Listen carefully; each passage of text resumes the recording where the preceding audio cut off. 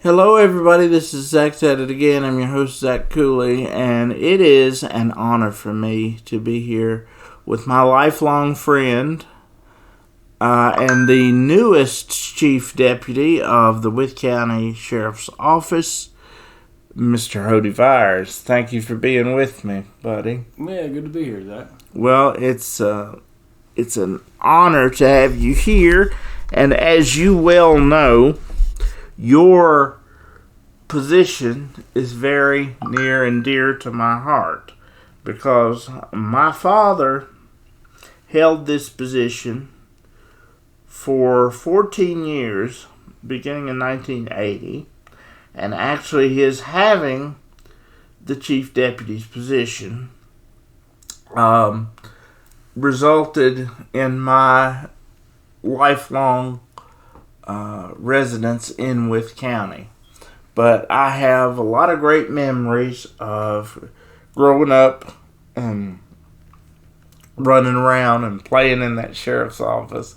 And you're a lot younger than me, but we ran around that sheriff's office together some. Yes, we did. And that's what made us lifelong buddies. Now, my dad was the chief deputy, and then he left to be chief in Pulaski. And then my uncle took over, and he was the chief deputy for 3 more years.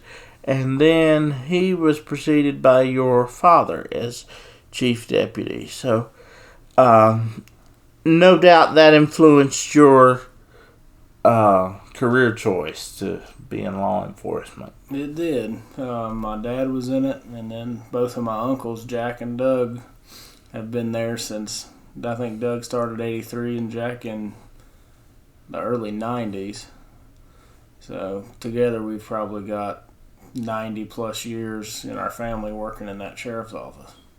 That is awesome. So your uncle, I may have to add, your uncle is Doug Hudson. Doug Hudson is your uncle. It's my Doug and Jack are my mom's brothers. That is awesome. Because I also grew up with Will. Yep. So where's Will at now? He is at the Radford Arsenal. Scoot up just a little bit towards my phone. Yeah. Because he was on with the sheriff's office for a while, too. A couple years, yeah. Yeah. So, growing up in that sheriff's office, is that what made you want to be a police officer? Yeah, I always thought it was cool, you know. We would have a get-together or something at my grandmother's house. And I think they were working, at least 2 of them were on maybe on the same shift, but there was always another one on the opposite shift. So it didn't matter what day we had something, there would always be at least one of them showing up in uniform. So. Exactly, and that was, to see him in uniform, that was a cool thing. Yeah, I was fascinated with it. Dad tried to talk me out of it when I went to college, but I wondered if you had some of that. If you wondered if you had, like, son, are you sure you really want to do this? Oh, yeah, he did. He did for sure. It would have been interesting if I had chosen that as a profession. I'm not sure how far I would have made it, being wheelchair bound, but I wondered how. I often wonder, how my dad would have handled if I wanted to go in that profession. But I guess I was just meant to be a writer and sit here in front of the desk. So it worked out. He didn't have to deal with that. But I thought, because I'm the son of a chief deputy, and the nephew of a chief deputy. You are the son of the chief deputy, and now you become the chief deputy. Mm-hmm. So I feel like I have somehow let down the legacy or something. I should have, with all this, I feel kind of inadequate. Maybe I should have gone through and seen how far I could get. No, I wouldn't feel that way. But I was absolutely thrilled when I heard that you were named chief deputy. I appreciate that. Because not only have you been a good friend to me over the years and a good friend to our family, you and my father have the same birthday. Yes, we do. And the fact that my dad died one day after his birthday, and then I see that you've been appointed to chief deputy, I couldn't help but think, that he's up there somewhere making that happen. Did you kind of feel that at all? Yeah, I did. I've always felt kind of close to Herb, even though I didn't really get to talk to him much. But every time on Facebook it'd pop up, his birthday and mine. I always wish him a happy birthday. My dad spoke very highly of him. My dad said that your father Herb was the one who really made his career. So, and he really, and people will be saying that about you over the years, because as you know better than I do, the chief deputy is essentially the one that runs the department. People will be saying in 10 years, 20 years, Hody Viars made my career, because you come from the stock. Because like we were talking the other day, there was nothing like growing up in that sheriff's office. Talk about some of the memories you have growing up in that sheriff's office. Well, I can remember, I think it might have been kindergarten or first grade, we had a field trip up there. And I thought I was like the king of the hill, walking in there, because I knew everybody. Yeah, walked down the hall, saw Teeny, and Chad was around. I guess he was working that day, and Dad, of course, and Doug, I think he was there.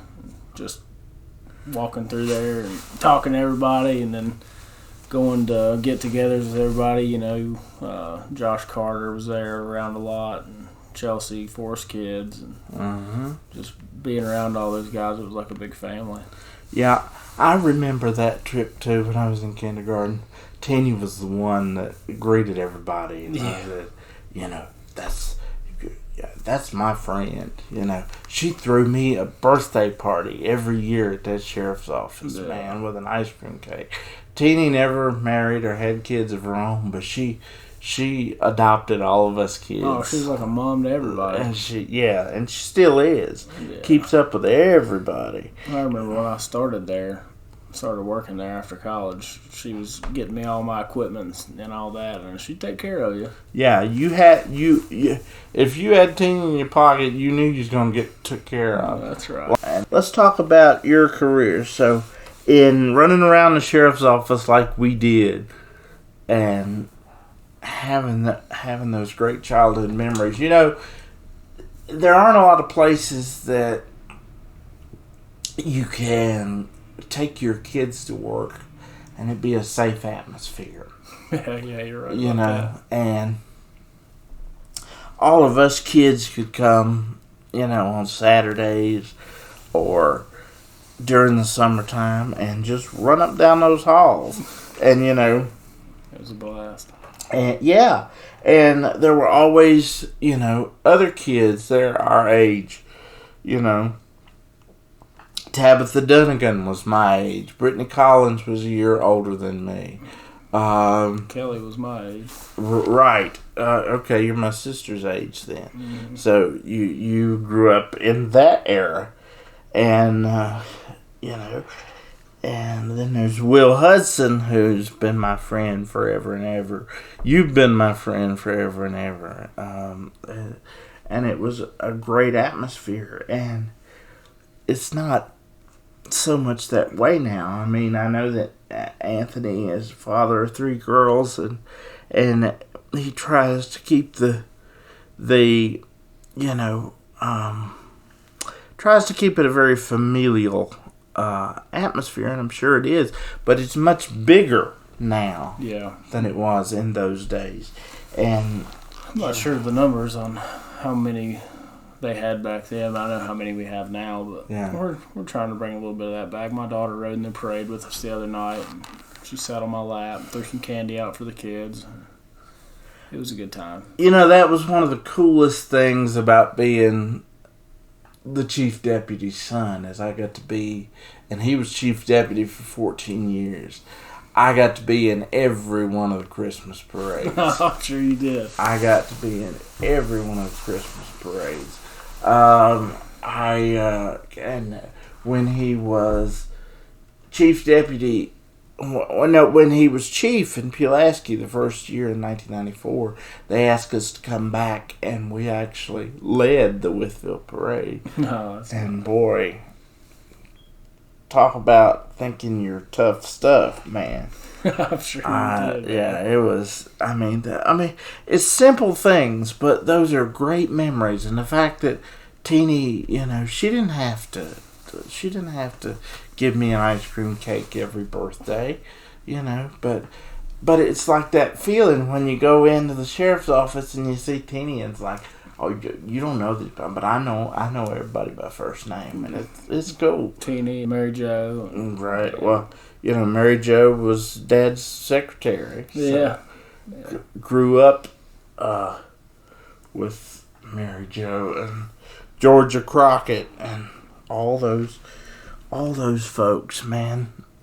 And it was a family, and people like you. You and I have been friends since we can remember because of the sheriff's office. Mm-hmm. So that's a great thing. Tell me about so you decided you wanted to be a cop from running around the sheriff's office. So when you get out of high school, that's what you want to do. Your dad tries to talk you out of it. He talked me out of it for a semester. Mm-hmm. I went to Radford University, and I was initially going to major in athletic training or some type of physical therapy. Mm-hmm. And I did that for a semester, and then I knew there were a lot of hours. I had to do some hours with the teams and, taping legs and that type of thing. And I was just not very interested in it. So that after that semester ended, I called Dad. I said, I'm changing my major to criminal justice. And he was like, kind of hesitant about it. Mm-hmm. And then he said, well, now I can talk you out of it. I said, no, I don't think you can. So finished out, got my degree in criminal justice. And then as soon as I got out, I applied here at the sheriff's office. Didn't apply anywhere else because I knew that's what I wanted to do. Right. So the first position I applied for, Josh Carter was in the academy. He put himself through the academy when he got out of the military. Mm-hmm. And Josh got that spot, which was fine with me. Josh is a legacy there as well with his dad and all of them. He was in the academy, so he got the spot. And then Dad hired Forrest, by the way. yeah. Forrest is a good cop. So they had somebody leave about 2 weeks later, and Keith Dunnigan called. He was the chief at that time under Doug King. Mm. And he said, hey, you want that job? And I was like, yeah. He said, well, do you want to know what the pay is? I said, I don't care. I said, I just want to work there. You really didn't care? No. So I think I started like a week after that phone call and began my career there. How long ago was that? 2014. Okay. Yeah. Year my daughter was born, so 11 years ago. Yep, 11 years ago. Okay. And you started just as, rookie cop, right? Yep, I started on patrol. Road deputy. I missed the academy by like 2 weeks. They had already started one, so I didn't get to go to that academy. So I was basically a glorified backup officer for 4 months. Mm-hmm. I rode with guys like Chris Coleman and Mo Musser and those guys until I went to the academy. Went to the academy down there that your uncle was running. He put you through it. Huh? He did, yep. He didn't cut me any slack, that's for sure. No, he would not. No, he would not for sure. That I know. So did pretty well in there, and academically and physically. Graduated. Sure you did. Came back out and I worked primarily night shift on patrol for about 4 years until I lateraled over to the state police. Okay. So, was it hard, knowing you wanted to be at the sheriff's office, was it hard to make that transition to the state police, or at that point were you just looking to move up? I was just looking to better my career a little bit. Mm-hmm. And at that time at the sheriff's office, it was, you'd work there for 10, 12 years before you even think about promotions. So I just knew that I could probably go over there and pad my resume a little bit. Good. So that's what I did. They announced that lateral transfer. It was the first one that the state police had ever done. So I applied for it, got selected, and got assigned Area 26, which is the counties of Wythe, Smith, and Bland. Very cool. So I didn't have to move, which That's that, awesome. That was fantastic. So went to the State Police Academy, came out, signed Area 26, and did that for about 4 years. Had some specialties while I was on the road. I was on the Honor Guard, which is the team that does like line of duty death funerals and retiree funerals, Right. and those things. Helped out with the color guard. If you're on Honor Guard, you got a skill set to do color guard, so I'd help out with that. The color guard, that's a really, really neat thing. Yeah, it was cool. We got to do some special events and things like that. It was pretty neat. Really something to watch. Yeah. So did you do ROTC in high school? No, I did not. So that was something that you acquired as your... The guy who field trained me with the state police, he was on their Honor Guard unit and asked if I'd be interested in it. I really didn't know much about it, so he explained it to me, and I said, yeah, I'd be interested in that. So I go down to Richmond, do the training, and then you're on it. So did a few line of duty death funerals. Those are never fun. No. But also an honor to do. Sure, yeah, there absolutely was. But then, let's see, I did the distracted driving simulator. We helped get that going in 4th Division, myself and Dwayne Dunford and Sergeant Dalton. They started that down here, and I did that for a couple years. And then I was eligible to promote after 4 years. Took the test, did well enough to get an interview, put in for a special agent position, got selected for the interview, did well enough to get the job, so I got promoted in 2022 to the Bureau of Criminal Investigations out of the Wytheville field office. And at first I didn't have a specialty, but bomb arson specialty opened up, and they asked me if I'd be interested in that, and I said yeah. I didn't know, but look, again, I didn't know much about it, but there was another guy in the office who was doing it.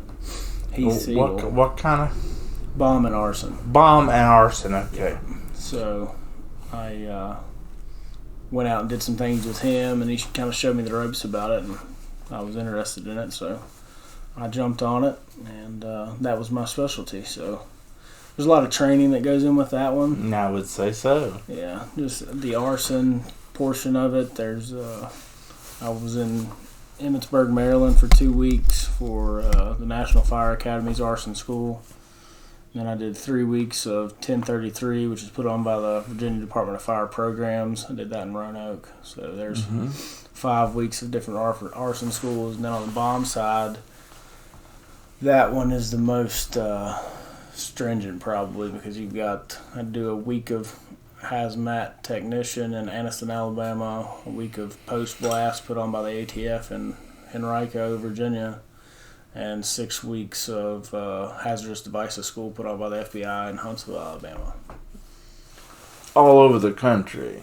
All over the South, anyway. Yeah, southeastern United States.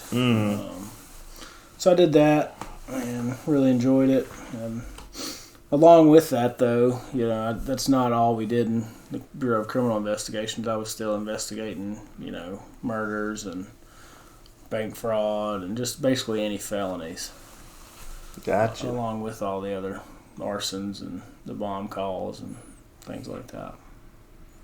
And are there a lot of those in this area? I would say probably more than people realize. Yeah, most of the bomb-related things are like military ordnance calls. Somebody's cleaning out a barn, and Grandpa brought back a mortar from World War I or World War II. We've seen them at that old. But most of the stuff we were finding were from like Vietnam Desert Storm era. Gotcha. Grenades and things like that. Okay. So in the last few minutes that we have, were you still with... How did the how did you get considered for the chief deputy position? Well, the sheriff called and asked if I'd be interested in it. And I told him, yeah, I would be. For the reasons we were talking about earlier. Exactly. Your dad did it. My dad did it. My whole family's been at that office for 10 years, so I was really interested. How full circle? I mean, what I talk about what it means to me that you got that position. I can't imagine what it means to you to be here. Oh, it's fantastic. I mean, I'm lucky to work for Sheriff Klein. I mean, he's taken that office a long way, and he's got some more stuff coming down that I'll let him announce. But sure, it's going to be a fun few years with us together for sure. I have no doubt, and a great gift to Wythe County. So I may have jumped the gun a little bit in talking about your career from the bomb and arson to the chief deputy position. Is there anything in between there that we skipped? No, I was working for BCI for the last 4 years until I came here. So VCI, which BCI, Bureau of Criminal Investigation. Oh, I got you through the state police. Yep. Very good. So you got to wear the blue uniform, and now you're coming back and putting on the brown uniform for the sheriff's office, but you get to wear the white shirt with the chief emblem, which looks very familiar to me. Yeah, I know it does. So, during the Christmas parades, when they would do the marching, I was always so proud because my dad was the colonel and he would do the calling out, and everybody else would walk to what he was calling. No, I'm sure he was very professional in the way he did it too. That's my dad, you know. Absolutely, that's my dad. So now you get to be that. I'm looking forward to it. And let me say, aside from that, just to know you as a human being, just to know you as a very talented musician, by the way. I appreciate it. It has been an honor to watch you grow up and to have the privilege for you to call me your friend throughout most of your life. Yes, I use that. Has been a blessing to me. And, this position, I think, just confirms, like I said, having just lost my dad and seeing my friend get his position. Somebody that he admired very much, by the way, and was very proud of. I appreciate that. I think it's just meant to be, and couldn't be prouder that you are where you are. And I hope that you and Anthony will keep me abreast of the fun things that you're doing coming down the line, because I want to make sure and write about all the things. You never know. The next book here might be Hody Viars, the law enforcement legacy of my friends. So, that would be an honor. You just never know. That would be a fantastic honor. So, thank you very much for talking with me.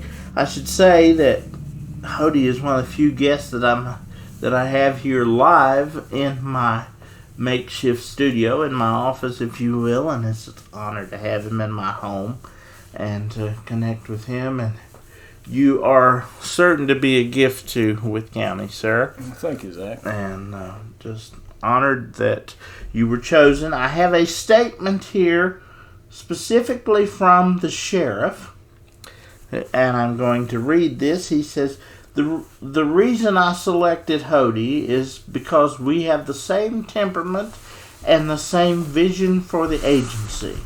We both want what's best for the citizens of Wythe County. So what would you say is your vision for the agency? I think we're both going to be very technology driven. Mm-hmm. So, he got that grant funding for that Leica. You saw that, the crime scene scanning software. Mm-hmm. I used to operate that at the state police, and it's a fantastic tool. So we can go to a crime scene, whatever it may be, violent crime, whatever it may be, and we can take that thing. And it's similar to, like, you've seen those real estate tours. Mm-hmm. You drop in one point, and then you click on the other point and move to the next one. Right, 360 the view. virtual tour of the house. Yeah, so that's essentially, in layman's terms, what it is.